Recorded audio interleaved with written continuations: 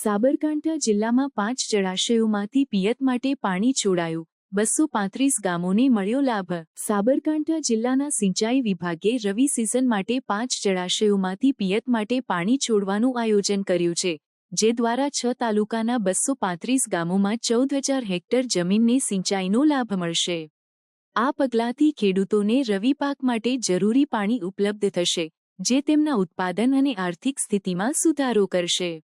આ આયોજન હેઠળ જળાશયોમાં સંગ્રહિત પાણીનું વિતરણ સુનિશ્ચિત કરવામાં આવશે, જેથી દરેક ખેડૂતને સમાન પ્રમાણમાં પાણી મળી રહે।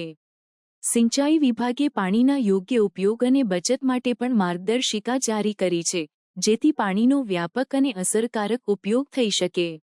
ખેડૂતોને આ યોજનાનો લાભ લેવા માટે સ્થાનિક કૃષિ અધિકારીઓ અને સિંચાઈ વિભાગ સાથે સંપર્ક કરવા અનુરોધ કરવામાં આવ્યો છે। આ ઉપરાંત પાણીના યોગ્ય ઉપયોગ અને આધુનિક સિંચાઈ પદ્ધતિઓ અપનાવવા માટે તાલીમ કાર્યક્રમોનું આયોજન પણ કરવામાં આવશે, જેથી પાણીની બચત સાથે વધુ ઉત્પાદન મેળવી શકાય। આ પહેલથી સાબરકાંઠા જિલ્લાના ખેડૂતોને રવિ સિઝનમાં પાક ઉત્પાદન વધારવામાં મદદ મળશે અને તેમની આર્થિક સ્થિતિમાં સુધારો થશે। સિંચાઈ વિભાગ અને સ્થાનિક પ્રશાસનના સંયુક્ત પ્રયાસોથી આ યોજના સફળતાપૂર્વક અમલમાં આવશે અને ખેડૂતોને તેની સીધી અસર જોવા મળશે।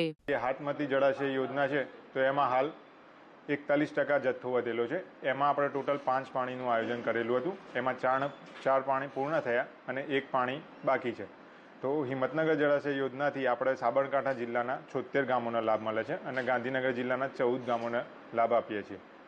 પછી છે દરોઈ જળાશય, તો એમાં જે દરોઈ ડાબા કાંઠા નહેર છે, એમાં દરોઈ જળાશયમાં 60% પાણીનો સ્ત્રોત છે। એમાંથી જે 5 પાણી આપવાના હતા, એમાંથી 4 પાણ પૂરા થયા અને 1 પાણ બાકી છે અને એનાથી આપણે સાબરકાંઠા જિલ્લાના 93 ગામોને લાભ આપીએ છીએ।